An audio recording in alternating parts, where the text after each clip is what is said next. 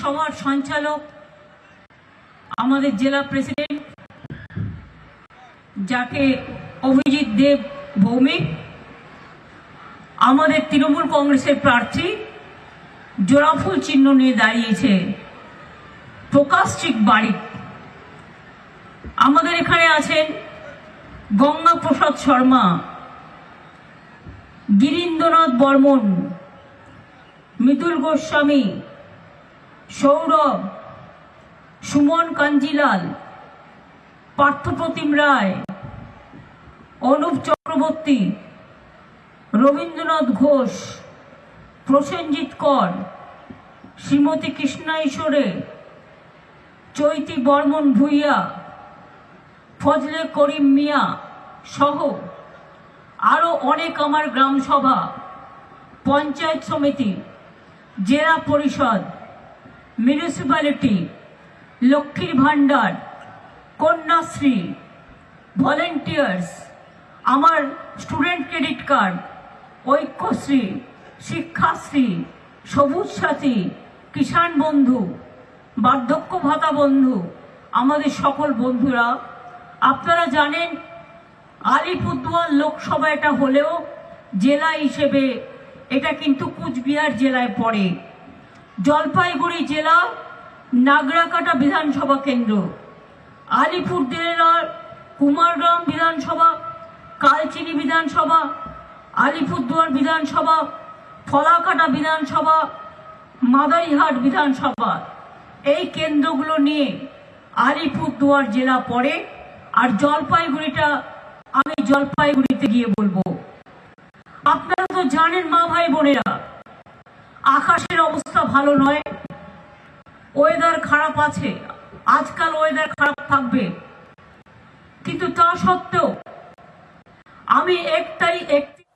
আমি 31 তারিখ মধ্যরাতে দুর্যোগের পাশে দাঁড়িয়ে জলপাইগুড়ি, আলিপুরদুয়ার এবং কুচবিহারের বর্ডার আমি নিজে পরিদর্শন করি এবং তাদের যা রিলিফ দেয়ার আমরা সবটাই দিই। আমার যেটা এখন বাকি আছে সেটা হচ্ছে ঘরগুলো তৈরি করে দেওয়া। আমরা ইলেকশন কমিশনকে লিখেছি 5,000 বাড়ি ভেঙে গেছে, টাকাটা রাজ্য সরকারই দেবে, প্রশাসন দেবে, কিন্তু আপনারা এটাকে ক্লিয়ার করে দিন। বিজেপির কথায় ভোট পর্যন্ত আটকে রাখবেন না, টাকা আপনারা দেবেন না, টাকা আমরা দেব। আমরা চাইছি এই 5,000 লোক যারা আজকে আশ্রয়হীন তারা যেন আশ্রয় পায়। গতকাল আমি দেখলাম আমাদের প্রধানমন্ত্রী বাবু, তিনি মিটিং করে গেছেন, অনেক বড় বড় কথা বলে গেছেন। আর কার হয়ে মিটিং করেছেন? সে নাকি আবার হোম মিনিস্টারের সেকেন্ড তৃতীয় পর্যায়ে পড়ে। তিনি অন্যকে দুর্নীতিবাজ বলেন, আমরা বলি নিজের আয়নায় মুখ দেখো আগে। Charity begins at home.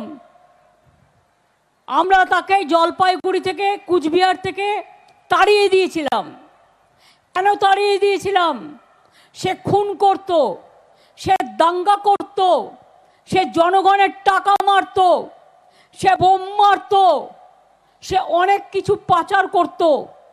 আর তার বিরুদ্ধে আমার কাছে সব লেখা আছে, কত কেস আছে। এত কেস থাকলে কেউ স্বরাষ্ট্রমন্ত্রী হতে পারে? বলুন দেখিনি।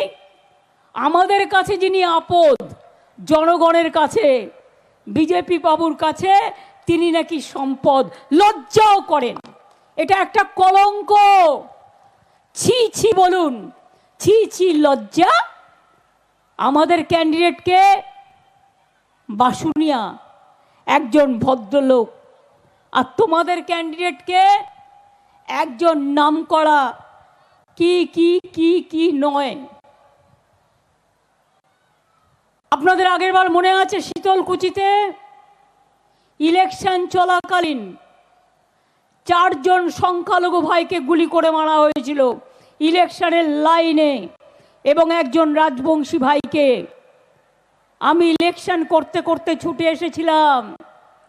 আর যিনি এই নির্দেশ দিয়েছিলেন তিনি আবার বীরভূমে পালিয়ে গিয়ে বিজেপির প্রার্থী হয়েছে, যার বিরুদ্ধে ডিপি কেস আছে, যার বিরুদ্ধে ভিজিলেন্স কমিশনের কেস আছে।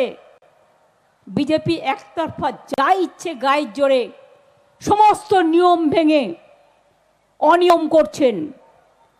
আপনি কালকে বলে গেছেন যে আমার লড়াই সন্দেশখালী আর দুর্নীতির বিরুদ্ধে। আমি আপনাকে বলি, সন্দেশখালী সিঙ্গুরও নয়, নন্দীগ্রামও নয়, কিছু ঘটনা লোকালি ঘটেছে, তাদের সবাইকে গ্রেপ্তার করা হয়েছে, আমাদের পুলিশই গ্রেপ্তার করেছে এবং তাদের যেটুকু জায়গা জমির প্রবলেম ছিল আমরা সব ফিরিয়ে দিয়েছি। আমরা কোনো রকম মানুষের সাথে অবিচার করতে দিই না।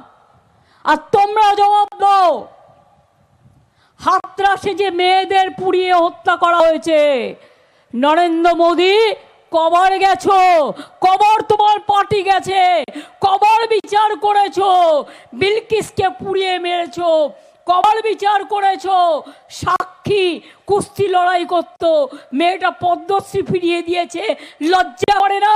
গুজরাটে দাঙ্গা করে কত লোক মেরেছো, আসামে এনআরসি নিয়ে কে নিয়ে কত লোক মেরেছো। সন্দেশখালীতে কেউ তো মারা যায়নি, তাদের সবটা দেখে দেওয়া হয়েছে, কারণ এখানে আমাদের সরকার আছে। আর বিজেপি, তুমি মহারাজ সাধু হলে আজ আমরা আজ দুর্নীতিবাজ বটে।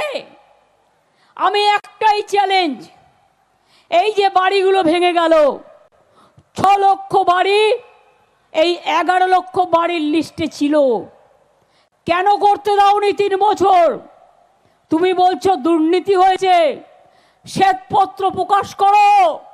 চ্যালেঞ্জ করে যাচ্ছি, বেঙ্গলে কি দুর্নীতি হয়েছে, আর উত্তরপ্রদেশে কি দুর্নীতি হয়েছে, গুজরাটে কি দুর্নীতি হয়েছে।